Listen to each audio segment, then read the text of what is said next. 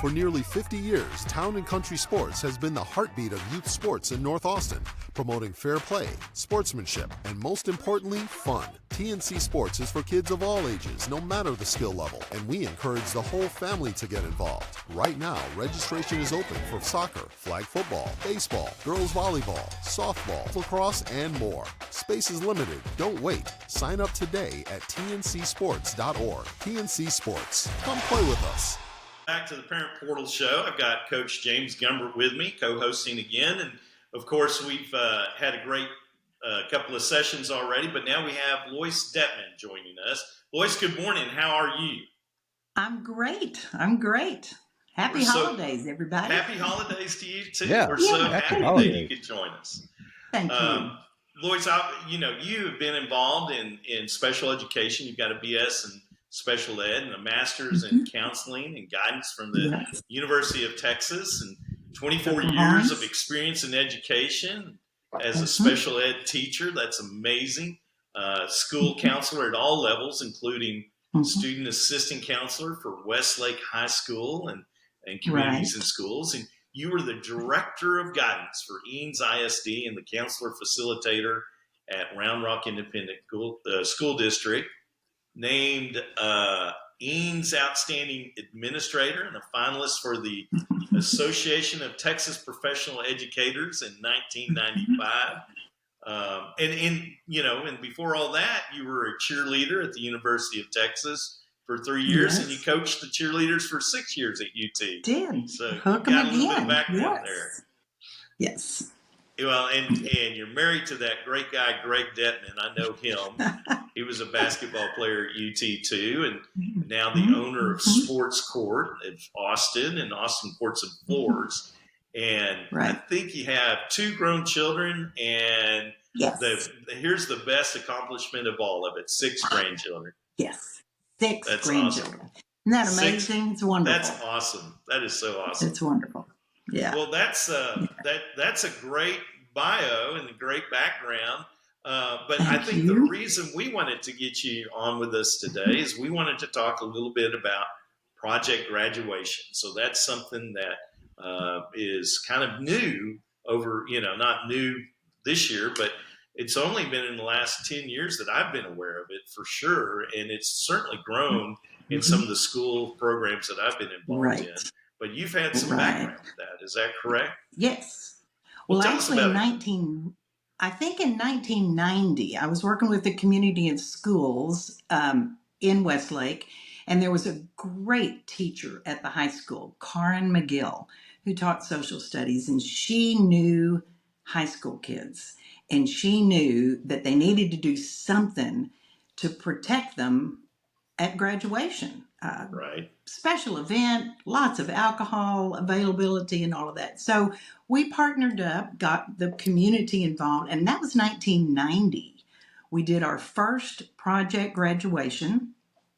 I think we probably had 90% of all of the graduates attend, and we were vigilant about making sure that we promised the community, all the parents, that it would be an alcohol and other drug-related free environment. And so they did their graduation in the stadium. Okay. And so we let the kids, they brought all of their duffel bags and change of clothes and toothbrush if they wanted that, and they delivered those to the school early in the day.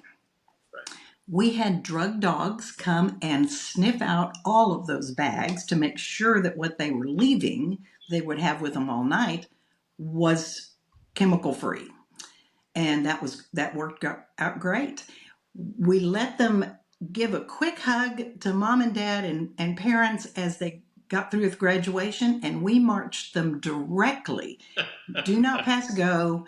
Do not go out to the parking lot to get something else from your car. You are going straight into the gymnasium, and we had the rest of the school decorated not like a school. It was decked out in all kinds of things that were pretty fun and exciting. And from then on, we kept them until 6 a.m. that night.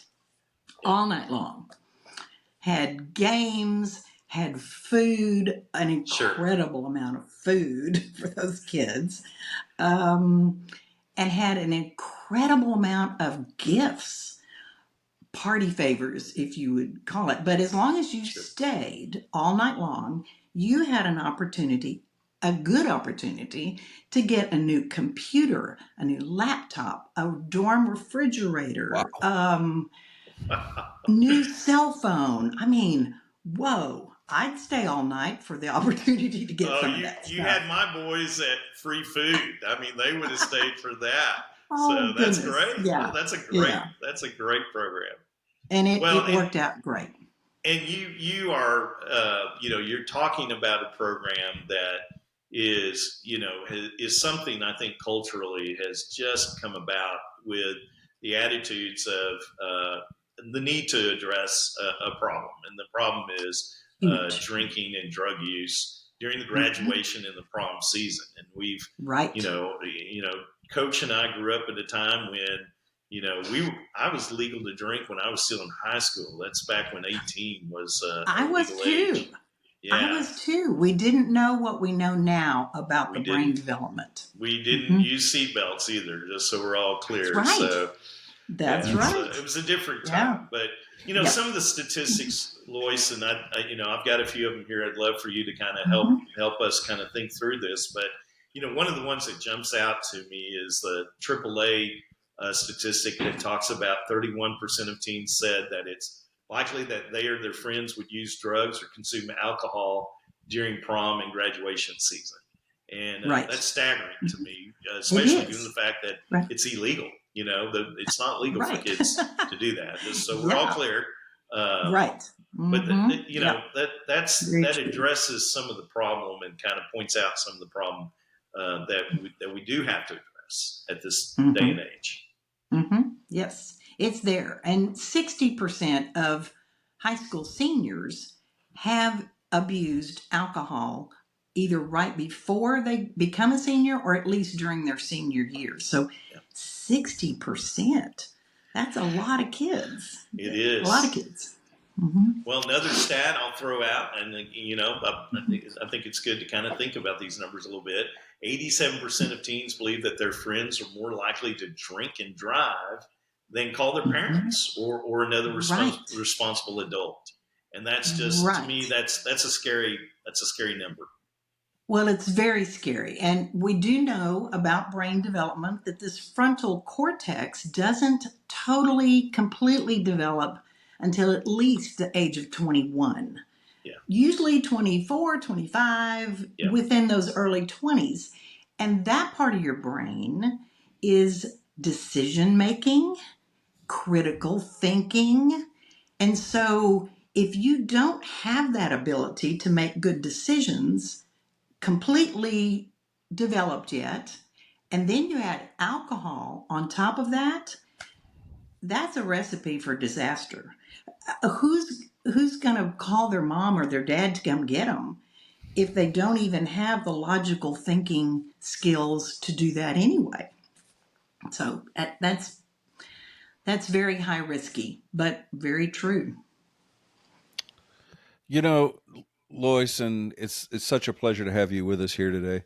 Thank you. And what a timely thing. And when I think about my life as a high school student, which feels like when the dinosaurs were walking around on the earth, I know.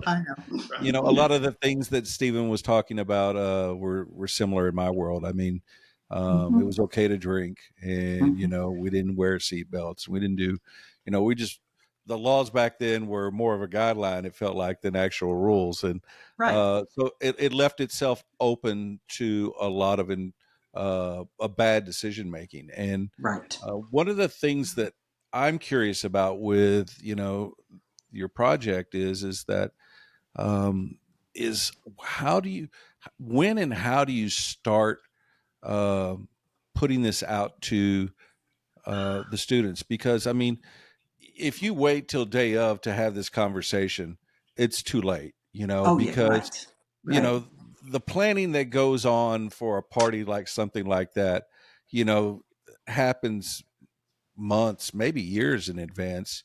And I'd Years. be interested Yes. to see Uh-huh. when it is that you open the door, if you will, and start that Start discussion that with not only planning. the students but the parents.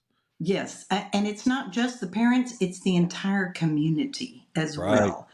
We always start, and I was on the project graduation team for my daughter's graduation from Westwood, and then I was a co-chair for my son's project graduation. Mm. The team members, the parent team members, would go to the meetings of the previous year's committee. Okay. So we were sitting through those committee, watching how they planned and what they talked about. At least it was 2 years in advance. So we sat through those committee meetings, and then when it was our turn, we met with parents at the back to school night for the seniors. So we're Right. there right on the doorstep saying, hey, this is what we want to do. We want to keep your child safe, not only through the year, but especially through the graduation night. And we need your help. And so we would talk about how much it costs to put it on, how much that would be per person, and how many fundraisers we had planned already, scheduled, planned, get ready for this kind of thing. So we hit that boots on the ground at least at back to school night. So our team would meet. We would meet once a month during the senior year, but during the last 2 months, we'd meet every week to make And, sure that we were on board. It's a and I'm lot of planning. assuming, yeah, no doubt. And I'm assuming at some point, it kind of became a life of its own. The students knew that this was going to happen, right? And Right, when did right. you tell the students, like, okay, this year we're going to be doing this again, Hmm. and this is what you can start planning on with the students? Well, it like you said, it kind of develops a life of its own. Right. And so during the spring of their junior year, Mm. we started by selling T-shirts that said project graduation, da da da, whatever it was. And we had sponsors on the back. We had lots of sponsors that would pay for those T-shirts. So we would either sell them for $1 or give them away. So we had some walking advertising going Right. starting in the spring of their junior year, and then carried that through. But they all had older friends that had gone to project graduation the year before, 2 years before, maybe an older brother been there 4 years before, and word of mouth is probably the best connection we ever had because the kids talked about it. Wow, that was so much fun. Oh my gosh, the night went by so fast. And we did this casino night and we'd had this climbing wall. And, they were just raving about it. So when those seniors start raving about it and your soon to be senior starts hearing about it, it's like, oh, that's kind of what you do. Yeah. And what a powerful message that is in comparison. Hey, come have fun and drink with us out by the lake, on Yeah. your graduation. Right. And Well, and what a yeah, balancing if you that had is. 90% of your kids, I think we had 98% when my son graduated. If you Wow. have 98% of your friends going over here, That's right. then this is not going to look like so much fun over here. Right. So it Yeah. I was mean, the kind of message. a everybody do the bandwagon in a positive direction. That's a great message because the other side of that message is like all the cool people are doing this, and if all the cool Right. people are there, you'll get everybody. And it's Yeah. and here's the Yeah. part is it's like one is promising safe environments and one is really promising danger. You can Very say it's much. cool but it's really danger. And Right. to Right. that point, Yeah. it's what a great idea. And I'm sure, having lived through some of this stuff, that it came from just tragedy. Somebody got injured or Yes. somebody was unfortunately killed, as Yes. something. And what Mm-hmm. an incredible way that our community, and that's what our little Mm-hmm. podcast is about, a community Yeah. can get active Right. and get behind something and make a Amen. difference. Amen. Well, statistics say that even now, over 4,000, like 4,200 teenagers die each year. And most of that is alcohol related in Yeah. some way. So now that's 4,000 in the whole country. Oh, the kids are saying that's not going to be me. But the parents are saying it might be mine, and I don't want that to happen. So they, if you can save one kid, Yeah. gosh, the whole community, can celebrate. Yeah. Absolutely. All it takes is one tragic accident for it to affect every parent and every community member in a negative way. Yeah, Well, absolutely. Well, and just to kind of put a little personal note there, I lost a cousin during the graduation Mm-hmm. season, Mm-hmm. and she had graduated from high school. She had gotten in a car with a couple of students, and they got in a car wreck, and that was it. And she was a wonderful, Mm-hmm. sweet person, and we Oh, those tragedies yeah. I'm happen, and so sorry. Oh, I'm well, so sorry. yeah, and it's been a long time since that's happened, so Right. you move on. But Right. to your point, I mean Mm-hmm. that those are tragedies. Those are real life stories that Yes. young people are so especially athletes. When we start talking about our athletes and our kids Right. that are Yeah. um, in the mindset that they're invincible. I remember that time frame, and Exactly. I would never think that those statistics applied to me, or Of that. course not. Yeah, right. Yeah. So that's Yeah. what we're Yeah. trying to overcome, right? And that's part of the Right. challenge is trying to Mm-hmm. change that mindset. Right. A lot of communities have gone also not to just a project graduation, but also a project prom. Mm, And prom is another one of those high sure. risk events that can be joyous and wonderful, but also tragic um, under the wrong kind of circumstances. So there's lots of efforts out there to prevent those tragedies. And I think we need to continue those as well as look for additional opportunities. it's one of the things that I hear a common theme is alcohol and drugs, right? Yeah. Well, Whether it's it's really graduation. technically it's alcohol and other drugs because Fair. alcohol is a Is a drug. drug. That's Yeah. fair. And we tend to say, oh, it's just alcohol. Oh, it is a No. drug. Yeah, Yes. and to your point, it's not a mutually exclusive thing that just happens on graduation or prom. Right. My Right. accident where I became Mhm. paralyzed happened on Christmas night, and Oh, yeah. holidays. You're around and you got nothing but time, and you go hang out with the cool people, Hmm. and you do stupid things, and stupid things Yes. happen Yes. and bad things happen. And um, it really comes down to the message of being able to sit down with your kids, in my opinion, and say, Right. here's why it's bad. Hmm. Here's what can happen. Will it Hmm. happen every time? No. No. But do you want it to be Right. the time it happens to you?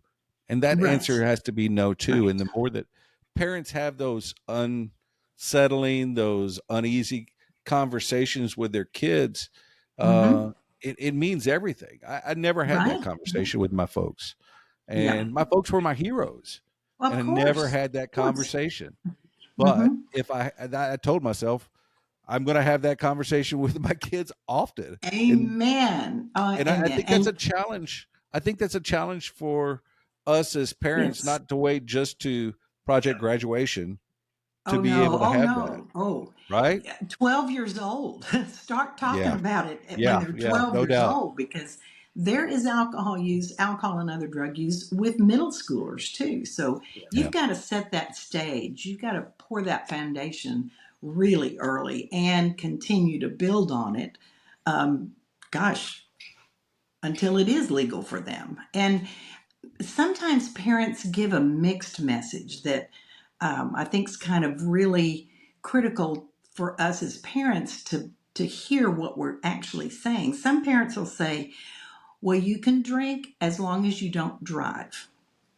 Well, what the kid heard is you You can can drink. drink. Yeah. Yeah. That's all they needed. That's all they wanted to hear. They didn't hear the part that said, as long as you don't drive. So we have to be really careful about how we present it and what we're really saying. What we're really saying is, it's not okay. It's in a health way, in an emotional way, in an academic way, in a safety way, all of those things until you're 21. And there's a biological reason for that. Yeah. Your frontal lobe is just not there. Yeah. Well, and I'll jump in on that. It's a temptation. This is just one of many that these kids are facing at this age, and I'll share that I was very careful in our household about drinking around the boys. I had kind of a personal idea that if I'm telling them that these are rules that they have to live by, I don't need to be. It's not that I didn't drink, but I was very careful. And I didn't make a big deal out of drinking in front of them. And good I plan. hope it seems to have worked pretty well. The boys, my two oldest ones, seem to be doing pretty well with their ideas and attitudes about consumption of alcohol. And I've got a 15-year-old that I think he's pretty responsible. But good. I mean, unless it comes to dirty clothes on his floor, then we have a totally different discussion at that point. Then you just close the door. No, you don't want to do that, Loyce. The smell eventually will get to you. So. Oh, okay. Can't leave it closed. Yeah. Well, you mentioned something, Stephen, that triggered a thought for me. I think the majority of high school students, and there's research that says the majority, about 80% of them, perceive that everybody else is drinking, and therefore I need to fit in with that. And it's not true. It's a misperception. Like we talked about, 30% of them are, but that means 70% are not. Right. So, feeding into that, trying to educate them about that misperception can be very powerful. Yeah. Because as they think everybody is doing that, that impacts their behavior to do that. Yeah. So if they know that, no, not everybody is doing that, you got 70% of the people around you who are not drinking. Yeah. And finding ways to celebrate those and connect with those people is a really strong strategy for parents. Well, and that's what I love about it. And what you've brought to us today is a discussion about community and a discussion about the role that parents have in a young adult's life. And as they are coming up through this path that they're going down, the role that we have, the opportunity and the privilege that we have to guide these young people in the right direction and making it engaging and fun. And it's just something that they want to be a part of. That, hallelujah. That's what we want out of this. And that's the right way to go down the path. Exactly. Yes. Totally agree. I'm going to end it. Coach. Coach, I want to thank you for sharing your personal story, because those personal stories really bring it home and really make it real. Statistics are fine and they're important, but that's just a number. And when you can put the story to a face and a life and an experience, it's very powerful. Thank you for sharing that. Thank you. And I remember back to, you said something earlier that just hit a bone. It was like, you never think it'll happen to you, right? Exactly. And so I grew up in small town Texas, small town, not even a red light, small town kind of thing. But we had a assembly in middle school, and they brought a guy in a wheelchair, and he came out and he just talked about, what it was like. Cause I'd never even seen anybody in a wheelchair. I mean, the only thing you saw was like the Jerry Lewis telethon or Perry Mason. There was just nobody in our community. Right. And he Right. talked about the dangers and the things that he had done wrong that, led him to making bad choices and ended up in a wheelchair. And I was like, that'll never happen to me. Never. I Exactly. can put myself in that gymnasium when he said it, and I'm like, why are we Oh, here? Why yeah. in the world are we wasting our time in this? Mm. Uh-huh. And circa Mm-hmm. 5 years later, Christmas Yeah. night, I make a terrible choice, horrible choice, and it changed my life forever. And it's, to your point, is like, we don't always know what our purposes are on this earth, right? Mhm. But one of Right. mine is being able to say, don't be me. Don't make Oh, this bless stupid you. choice, Yeah. right? Because Bless you. it will Mm-hmm. change your life. And I think those moments are painful because Yeah. you Mm-hmm. think it won't happen to you, and you feel sorry and apathy and pity for that Mm-hmm. moment. But in the other Mm-hmm. side of it is, you want to ignore It's it, real. because if you ignore it, it'll never happen to me. And Right. you are the person that I'm talking to, because Mm-hmm. if you don't think it can happen to you, it's going to happen to you. It's going to happen to you. 100% going to happen to you. Yeah. Yeah. You've seen prices rise from the dinner table to the pump, but Allstate agents are seeing ways to save you money on insurance. From starting a new policy to bundling coverage or even driving safely, Allstate agents know how to maximize your savings. They'll share their knowledge as they help you personalize your coverage. Because when it comes to seeing all the ways to save, Allstate agents do it best. Mike Hammer has over 35 years as an Austin area Allstate agent. Call 512-343-6994 or visit MikeHammer@allstate.com. Savings vary, subject to terms, conditions, and availability. Allstate Fire and Casualty Insurance Company and Affiliates, Northbrook, Illinois. This is the Parent Portal Show.